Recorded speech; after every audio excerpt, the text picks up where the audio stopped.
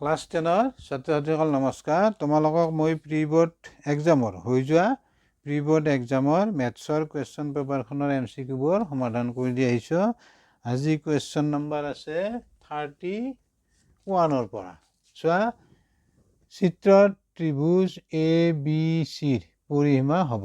ইয়াতে আমাক 4টা অপশ্যন দিয়া আছে আৰু কাষত প্ৰশ্নখনৰ কাষত আমাক এই ছবিটো দিয়া আছে, অৰ্থাৎ ABC ত্ৰিভুজটোৰ ভিতৰত এইটো বৃত্ত, আমি বৃত্তটোৰ কেন্দ্ৰটো দি লৈছোঁ, O বৃত্তটোৰ কেন্দ্ৰ। এতিয়া এই অংকটো আমি চেপ্টাৰ বৃত্ত, তাত এটা আমি উপবৃত্ত পাইছোঁ। উপবৃত্তটো হ'ল, চোৱা, আমি জানো এটা বহিৰ বিন্দুৰ পৰা বৃত্তলৈ টনা স্পৰ্শকবোৰৰ দৈৰ্ঘ্য সমান।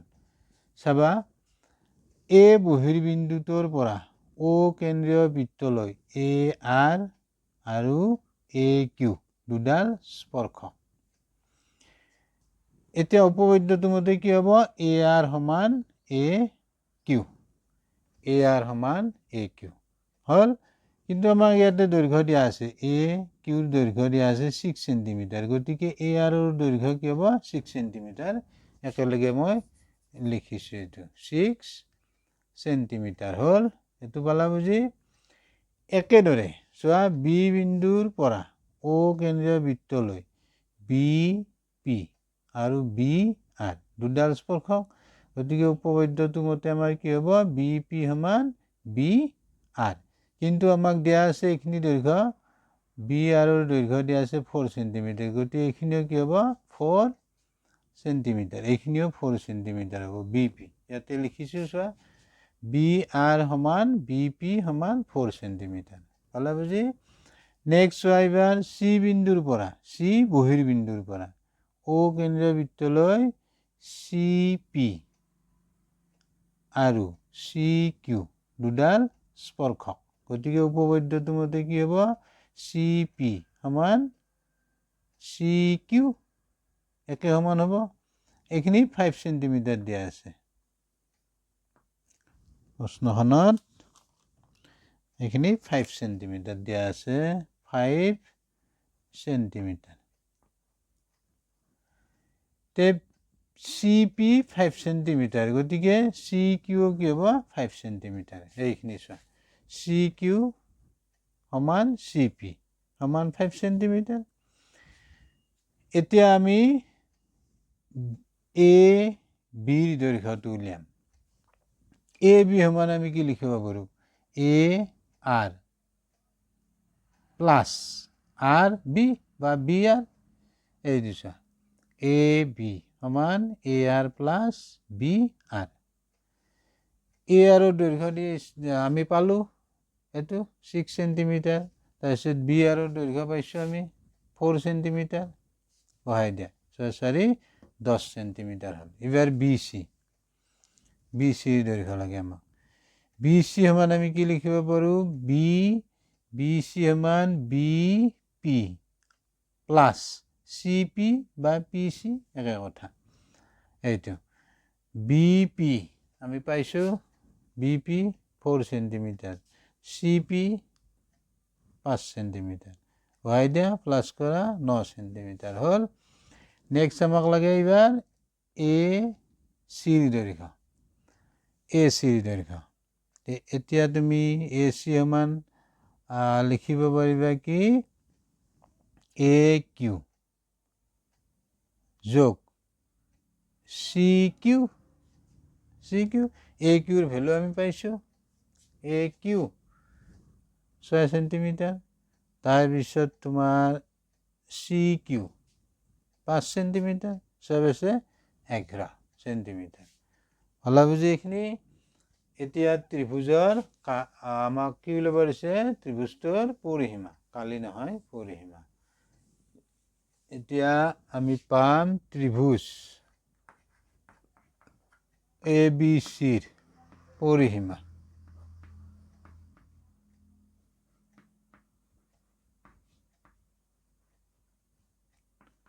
পৰিসীমা সমান হ'ব কি? AB যোগ BC যোগ AC গোটেইকেইটা বাহু যোগ কৰি দিয়া কি আছে আমাৰ AB কিমান পালা 10 সেন্টিমিটাৰ তাৰপিছত BC কিমান পালা 9 তাৰপিছত 11 এটো এককটো সেন্টিমিটাৰ এতিয়া এইখিনি টোটাল কৰিলে কিমান হ'ব এইখিনি 11 9 20 10 30 33 সেন্টিমিটাৰ হ'ব ইয়াতে আমাৰ শেষ হ'ব এতিয়া অপচন চোৱা বি 30 সেন্টিমিটাৰ ত্ৰিভুজটোৰ আমি পৰিসীমা পাই গ'লো তে বুজি পালা নিশ্চয়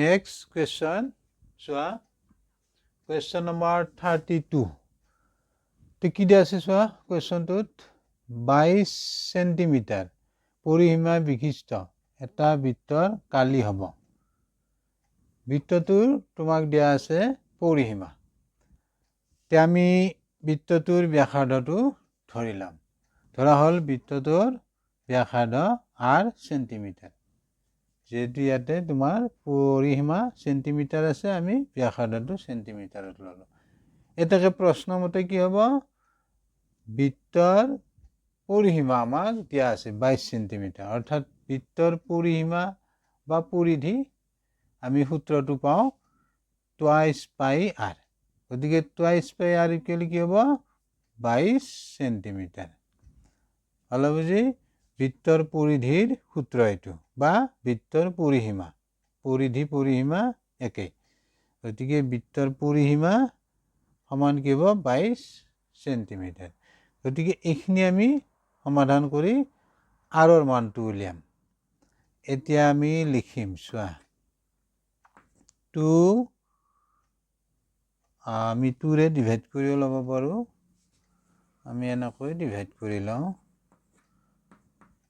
pi r 22/2 এটো হ'ব 11 পাম আমি তে আমি কি পালো pi r ইকুৱেল 11 নেক্সট আমি এতিয়া লিখিম চাবা এখিনি পালা বুজি এখিনি আমি 2 ৰে হৰণ কৰিছো অন্য একো কৰা নাই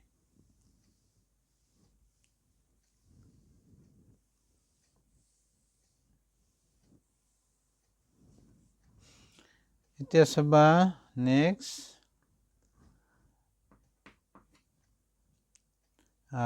r ইকুৱেল 11/pi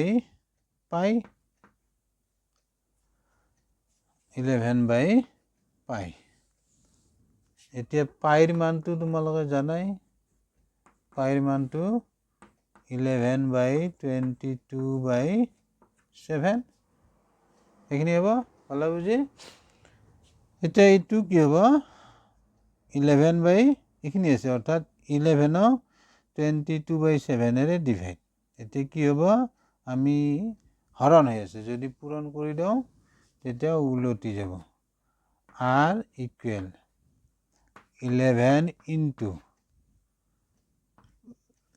এটা হাত লিখিবা ইয়াতে 22 11 এৰে কাটিবা ইয়া 2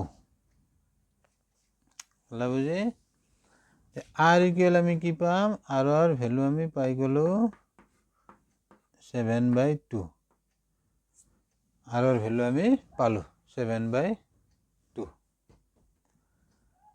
এতিয়া আমাক লাগে বৃত্তটোৰ কালি পালা বুজি এখিনি তে r ৰ ভ্যালু পালা 7/2 এখিনি পালা বুজি এতিয়া বৃত্তটোৰ কালি লাগে আমাক এটাকে আমি বৃত্তটোৰ কালি বৃত্তটোৰ কালি বৃত্তৰ কালিৰ সূত্ৰ জানা তোমালোকে কালি পাই r স্কোয়ার তে পাইর ভ্যালু 22/7 আরর ভ্যালু 7/2 হোল স্কোয়ার এটো এককটো হ'ব সেন্টিমিটার স্কোয়ার এইখিনি সলভ কৰা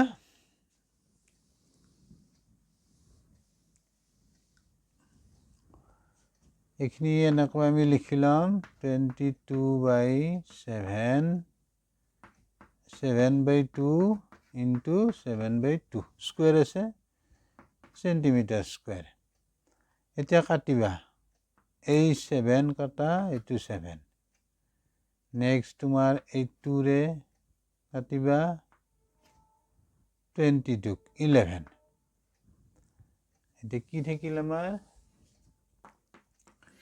ওপৰত 11 into 7 তলত 2 তে এইখিনিৰ পৰা তুমি পাবা 77/2 তে 77/2 এইখিনি তুমি 2 ৰে ডিভাইড কৰিবা 2 ৰে 6 1 7 8 1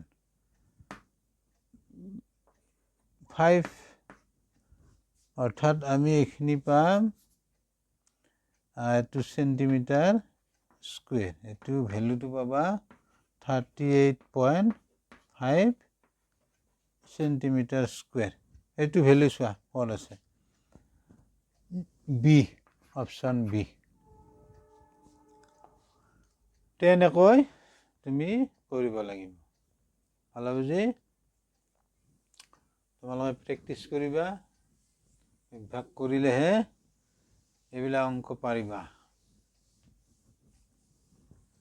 নেক্সট 33 কোৱেশ্চন নম্বৰ তেছোৱা কোৱেশ্চনটো আমাক কি দিয়া আছে যদি এটা বৃত্তৰ কালি আৰু ইয়াৰ পৰিসীমাৰ দুগুণ সাংখ্যিকভাৱে সমান হয় তেন্তে বৃত্তটোৰ ব্যাস হ'ব এনেকুৱা প্ৰশ্ন এটা তোমালোকৰ বৃত্ত চেপ্টাৰটোত আছে বৃত্ত সম্বন্ধীয় কালি এই চেপ্টাৰটোত আছে এতিয়া চাবা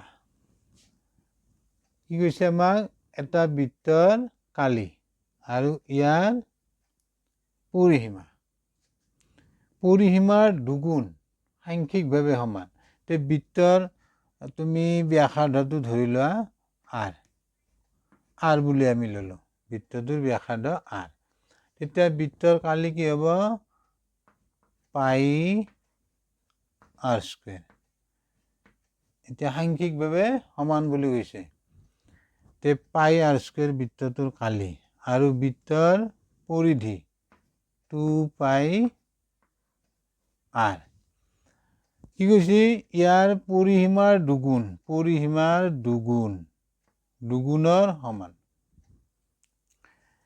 ভালো বুজি এইখিনিৰ পৰা আমি কি পাম চোৱা পাই r স্কয়াৰ এটি কি হ'ব 4 পাই r ইয়াৰ পৰা কি কেনসেল হ'ব চোৱা পাই কেনসেল হ'ব তাৰ পিছত ইয়াতে এটা r আছে ইয়াতে দুটা r আছে গতিকে ইফালে এটা r থাকিব আৰু ইকুৱেল 4 হ'ব চোৱা এই পাই কেনসেল যাব আৰু দুয়ো ফালৰ পৰা আমি r এটা কেনসেল কৰিব পাৰিম ইয়াৰ পৰা r2 গ'ল ইয়াৰ পৰা এটা r গ'লে এটা r থাকিব এতে r নাথাকে 4 থাকিব হলা r ইকুৱেল 4 এতিয়া সুধিছে কি আমাৰ ব্যাস বৃত্তটোৰ ব্যাস সুধিছে এটাকে বৃত্তটোৰ ব্যাস ডায়ামিটাৰ d ইকুৱেল হ'ব টুৱাইস r ব্যাস